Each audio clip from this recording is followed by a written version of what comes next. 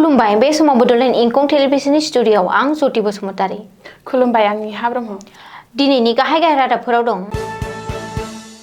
अरुणाचल प्रदेशनि तिरापआव आलफा उदांनि सासे सोद्रोमा आखाइ दैखांदों। मणिपुराव 18 केजि आफिमजों लोगोसे आसामनि सानै सुबुं हमजादों। जम्मु काश्मीरनि नौगाम पुलिस थानायाव बमा बेरना 9 जिउ खहा 27 जखम। बिहार रेजिमेन्टनि सासे जवानखौ कर्ट मार्शेलनि जोहै 9 दाननि जोबथेसालिनि साजा। चिराङाव 4 मोसौ सिखाव हमजादों। सम्पा बाजार गोजौ फरायसालियाव 150थि जनजाथिया गौरब दिवस खुंदों। दानिया फैदो आबुं रादाबाव।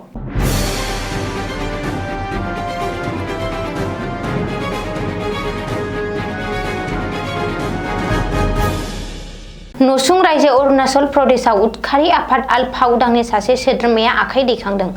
अरुणाचल प्रदेशनि तिरापआव आसाम राइफल, तिराप पुलिस आरो आसाम पुलिसनि जुथाइ अपारेशन खालामनायनि उनावनो आलफा उदांनि सासे सोद्रोमाया गावखौ गथायो।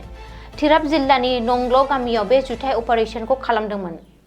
रिपर्ट बायदिब्ला गावखौनो गथायनाय आलफा उदांनि सोद्रोमाखौ कमल अखुन उर्फे बिकास महन्त 23 बोसोर होननानै सिनायथिनो हादों। कमल अखुनआ गंसे 7.65 पिस्तल, गंसे मेगजिन, थर 6 गोगो गुलिफोरखौ रैखाथि बिफाननो गथायनानै आखाइ दैखांदों आरो हिंसानि लामाखौ नागारनानै गुबै लामायाव फैफिनदों। आखाइ दैखांनाय आलफा उदांनि सोद्रोमानिफ्राय बोखांनो हानाय हाथियार आरो गुलि बारुदजों लोगोसे थि नेमखान्थि बायदियै आयेनारि राहा आरो रिहाबिलिटेसननि थाखाय तिराप पुलिसनो गथायना होनाय जादों। मणिपुराव गोबांथार बिबांनि होबथाजानाय आफिमजों लोगोसे आसामनि सानै सुबुङा हमजादों। मणिपुरनि सेनापति जिल्लायाव हमजादों आसामनि सानै सुबुङा।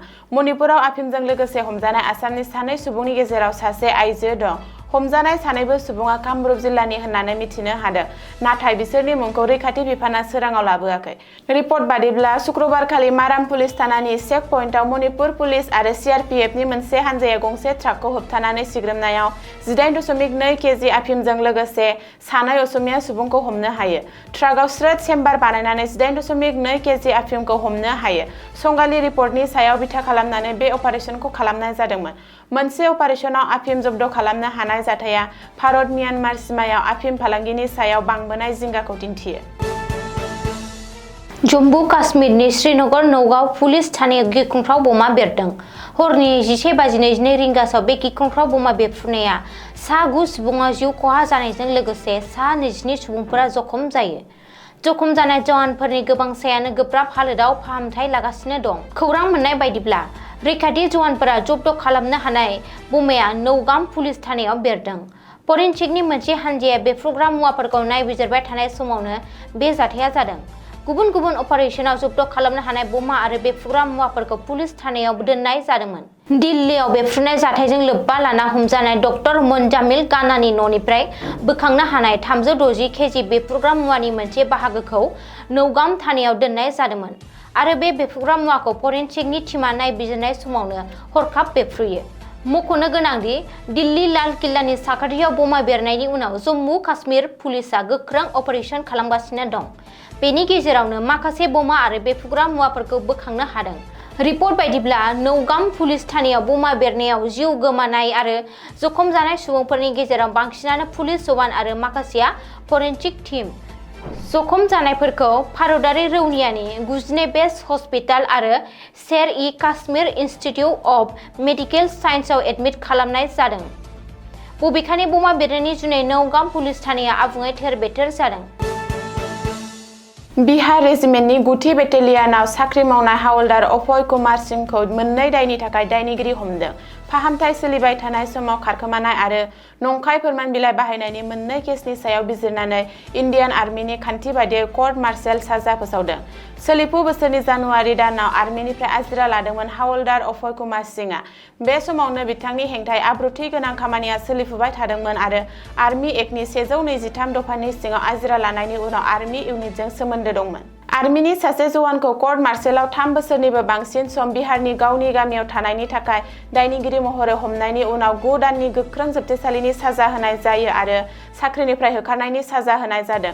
गोबां बोसोर जेब्ला बिथांखौ मिलिटारि देहा फाहामसालियाव फाहामथाय होनांगौमोन, बिहार रेजिमेन्टनि 9थि बेटेलियाननि हावलदार अभय कुमार सिंहखौ अम्बालानि डिस्ट्रिक्ट कर्ट मार्शेलआ बिजिरदोंमोन। बिजिरनायखौ कर्नेल प्रकाश राजआ दैदेनदोंमोन, जेराव 7 मावख'गिरिफोरा कर्ट मार्शेलनि सोद्रोमा महरै दंमोन आरो 4 नबेम्बराव बिजिरनायखौ फोसावनाय जादोंमोन। चिरां जिल्लायाव 4 मोसौ सिखाव हमजादों। चिरां जिल्लानि रौमारिनिफ्राय हमनो हादों 4 मोसौ सिखावफोरखौ। देबजित आर्या एबा देबजित हिन्दु मुङै मिथिजानाय सासे हिन्दु बायदि दैदेनगिरिजों लोगोसे 4 सुबुंखौ मोसौ खावनायनि दायाव हमनाय जादों। बबेखानि गुबुन 7 मोसौ सिखावखौ बासबारिनि सारिफुल इस्लाम, मिन्टु आली आरो ममिनुल इस्लाम होननानै सिनायथिनो हादों। 4 मोसौ सिखावखौ जायगानि सुबुंफोरा हमनो हादोंमोन। बेनि उनाव रौमारि पुलिस आउटपस्टनो 4 मोसौ सिखावखौ गथायनानै होयो। मिथिनो हानाय बायदिब्ला पुलिसआ 8 खावनाय मोसौफोरखौ जब्द खालामनो हादों। लोगोसे मोसौफोरखौ रोगानाय AS 15BC 0386 नम्बरनि बलेर' पिकआप भेन आरो AS 26A 7617 नम्बरनि बलेर' SU भिउखौबो पुलिसआ जब्द खालामनो हादों। पुलिस सुलुङाव फोरमायथिनाय बायदिब्ला बङाइगाव जिल्लानि अभयापुरीनि थागिरि देबजित आर्याया माखासे समनिफ्रायनो मोसौ खावनाय आरो सिखावनि फालांगि खालामबोगासिनो दंमोन। दिनै हादरनाङै जनजातीय गौरब दिवस फालिनाय बादियै चिरां जिल्लायावबो उदांस्रि सोमावसारग्रा बिरसा मुन्डानि 150थि जोनोम सानखौ लोब्बा लानानै सानसेनि हाबाफारिजों जनजातीय गौरब दिवस खुंदों। चिरां जिल्ला खुंथायनि बानजायनायाव सम्पा बाजार गोजौ फरायसालिनि अडिट'रियामाव 150थि जनजातीय गौरब दिवस एबा ट्राइबेल प्राइड डे खुंदों। बिमा हादर आरो हादरनि फारसे मोजां मोननायनि रुजुजायै बिदिन्थिखौ दिन्थिनानै सम्पा बाजार गोजौ फरायसालिनि अडिट'रियामाव ट्राइबेल प्राइड डे फालिनाय जादों। बे हाबाफारियाव भगबान बिरसा मुन्डा, उदांस्रि सोमावसारारि बिरेन्द्र नारायण ब्रह्म पाटगिरि आरो उदांस्रि दावहारु लोगोसे बर' बिजोंनि फायखि जगेन्द्र कुमार बसुमतारीनि सावगारियाव बिबार बावनानै आरो आलारि फोजोंनानै मान बावनाय जायो। हाबाफारियाव BTCनि हाग्रा बिफाननि मावफुं सोद्रोमा फानिराम ब्रह्म आरो चिरां जिल्लानि एसिस्टेन्ट कमिसनार अरुप कुमार चौधुरीजों लोगोसे हांख्रायजानाय गोबांसा आलासिफोरा बाहागो लायो। बे हाबाफारि लोब्बा लानानै महरगिरि गौरब देबिया लाइभ पेन्टिंनि गेजेरजों बिरसा मुन्डानि समायना सावगारि आखिनानै बयनिबो गोसो बोनो हादोंमोन। बेजों लोगोसे फरायसाफोरनि सावगारि आखिनाय बादायलायनाय खुंनाय जादोंमोन। बेबादिनो हिन्जावसाफोरनि जोलुर बादायलायनाय आरो मोसानाय मेथाइ खननाय दिन्थिफुंनाय जायो। दिनैनि रादाबा एसेनोसै। गोजोन्थों। गोजोन्थों।